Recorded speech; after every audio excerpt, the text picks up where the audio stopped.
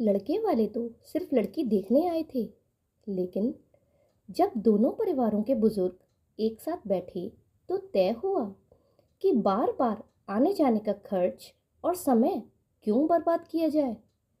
शुभ मुहूर्त भी था और लड़का भी साथ ही आया था, तो क्यों ना आज ही हाथ पीले कर दिए जाएं और दुल्हन को साथ ही विदा करा लिया जाए। फैसला अचानक था, लेकिन दोनों परिवारों के चेहरे पर एक गहरी संतुष्टि थी। दूल्हा अभय 26 साल का एक गठीले बदन और सुलझे हुए विचारों वाला युवक था, और दुल्हन सिया अभी मुश्किल से 19 बसंत पार कर पाई थी।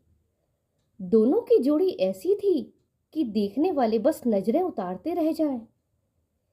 एक तरफ अभय की आंखों में दुनिया जीतने का आत्मविश्वास था, तो दूसरी तरफ मासूम सिया के चेहरे पर एक ऐसी लज्जा और हया थी जिस पर अभय पहली ही नजर में अपना दिल हार बैठा था। सर्दियों की गुनगुनी धूप में दिन के ठीक 12 बजे घर के बड़े से आंगन में शादी की सभी रस्में चल रही थीं। गेंदे के फूलों की महक और शहनाई की मंगल ध्वनि से पूरा माहौल गूंज रहा था। आंगन में सारे ही नाते रिश्तेदार, चाची ताई और मोहल्ले की औरतें जमा थीं। हंसी ठिठोली और मंगल गीतों के बीच सिया लाल सुर्ख बनारसी साड़ी में सिमटी हुई बैठी थी। भारी गहनों और घूंघट के बोझ से वह और भी ज्यादा झुकी जा रही थी। उसकी धड़कनें इतनी तेज थीं कि उसे लग रहा था जैसे कोई बाहर से भी सुन लेगा। रस्मों की इसी आपाधापी और भीड़ भाड़ के बीच जब पंडित जी ने दोनों को हवन कुंड में आहुति डालने के लिए हाथ आगे करने के लिए कहा, तो अभय से रहा नहीं गया। उसने अपने गुस्ताख और बेबाक स्वभाव का परिचय देते हुए सबके सामने ही, लेकिन एक ऐसे सलीके से सिया की कांपती हुई हथेली को अपनी मजबूत उंगलियों के बीच दबा लिया कि किसी का भी उसकी ओर ध्यान ही नहीं गया। एक अनजाने पुरुष के इस पहले स्पर्श से सिया के बदन में बिजली सी दौड़ गई। वह सकुचाई, घबराई और शर्म से और भी ज्यादा खुद से सिमट गई। उसकी सांसें तेज हो गईं और उसने नजरें और नीचे झुका लीं। अभय उसकी इस मासूमियत को देखकर और भी दीवाना हो गया।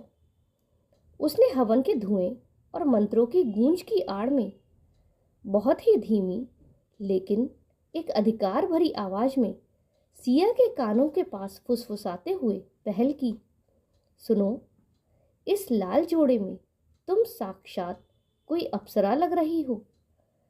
तुम्हारी इस सादगी ने मुझे हमेशा के लिए अपना गुलाम बना लिया है। आज इस अग्नि के सामने मुझे तुमसे एक वादा चाहिए। वादा करो कि आज के दिन हर साल हमारी सालगिरह पर तुम यही लाल सुहाग का जोड़ा पहनोगी, सिर्फ मेरे लिए। सिया ने कोई जवाब नहीं दिया, बस पलकें झपकाकर अपनी मौन सहमति दे दी। उस दोपहर उस आंगन में एक ऐसा वादा हुआ था जिसकी गवाह सिर्फ वो दोनों और पवित्र अग्नि थी। वक्त अपने रफ्तार से उड़ता रहा। जिंदगी के सफर में कई धूप छांव आए, बच्चों की परवरिश, घर की जिम्मेदारियां, कुछ आर्थिक उलझनें और समाज के ताने बाने के बीच अभय और सिया का वह नव यौवन कहीं पीछे छूट गया। लेकिन उन दोनों के बीच एक चीज कभी नहीं बदली, उनका वो वादा।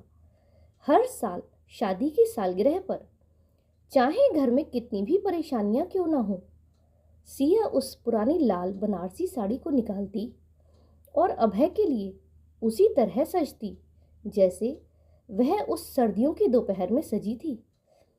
अभय उसे देखता और उसकी आंखों में वही 26 साल वाले युवा का प्यार छलक जाता। पर आज बात कुछ और थी। आज उनकी शादी की 45वीं सालगिरह थी। सिया अब 75 साल की हो चुकी थी। उसके घने काले बाल अब पूरी तरह सफ़ेद हो चुके थे। चेहरे पर झुर्रियों ने अपना स्थायी घर बना लिया था और जोड़ों के दर्द ने उसे कमज़ोर कर दिया था। उसने अपनी पुरानी संदूक खोली और उस लाल साड़ी को बाहर निकाला। साड़ी का रेशम अब जगह जगह से गलने लगा था, बिल्कुल उनके बूढ़े हो रहे शरीरों की तरह। सिया ने आईने में खुद को देखा और गहरी उदासी से भर गई। उसे लगा कि अब इस ढलती उम्र में ये लाल जोड़ा उस पर बिल्कुल भी अच्छा नहीं लगेगा। वह अब वो 19 साल की खूबसूरत लड़की नहीं रही। आंसुओं की एक बूंद उसकी झुर्रियों पर फिसल गई और उसने साड़ी को वापस संदूक में रखने का मन बना लिया। तभी दरवाजे पर आहट हुई। अभय, जो अब लाठी के सहारे चलता था, धीरे धीरे कमरे में दाखिल हुआ। उसने देखा कि सिया साड़ी को वापस रख रही है। वह उसके पास गया और अपनी कांपती हुई झुर्रीदार उंगलियों से सिया का हाथ वैसे ही पकड़ लिया जैसे 45 साल पहले उस हवन कुंड के पास पकड़ा था। क्या हुआ सिया? आज तुमने अपना वादा क्यों तोड़ दिया? अभय ने बहुत ही प्यार से पूछा। सिया रो पड़ी।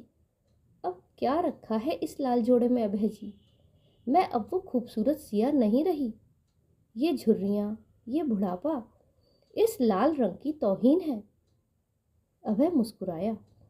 उसने साड़ी को संदूक से निकाला और सिया के कंधों पर रख दिया। उसने सिया की आंखों में देखते हुए कहा, पगली, मैंने तुमसे तुम्हारी जवानी नहीं मांगी थी, तुम्हारा साथ मांगा था। मेरे लिए तुम्हारी ये झुर्रियाँ उस 19 साल की खूबसूरती से कहीं ज़्यादा कीमती हैं, क्योंकि इन झुर्रियों में मेरे बच्चों का बचपन, मेरा संघर्ष और हमारी ज़िंदगी की पूरी कहानी लिखी है।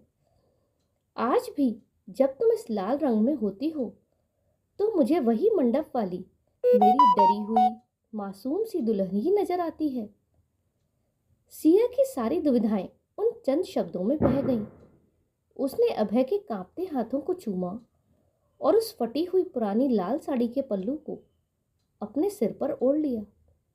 उस दिन उस कमरे में कोई जवान जोड़ा नहीं था, लेकिन जो प्यार वहां महक रहा था वह किसी भी नई शादीशुदा जोड़े के प्यार से हजारों गुना ज़्यादा गहरा, पवित्र और अमर था। दोस्तों, क्या आपको भी लगता है कि सच्चा प्यार उम्र और शारीरिक सुंदरता का मोहताज नहीं होता? हमें अपने विचार कमेंट में करके ज़रूर बताइएगा। और अगर इस कहानी ने आपके दिल को छुआ हो तो लाइक, कमेंट और शेयर ज़रूर करें। और हाँ, चैनल को सब्सक्राइब करना बिल्कुल ना भूलें। तो चलिए मिलते हैं अगली कहानी में। तब तक के लिए धन्यवाद। जय श्री राधे।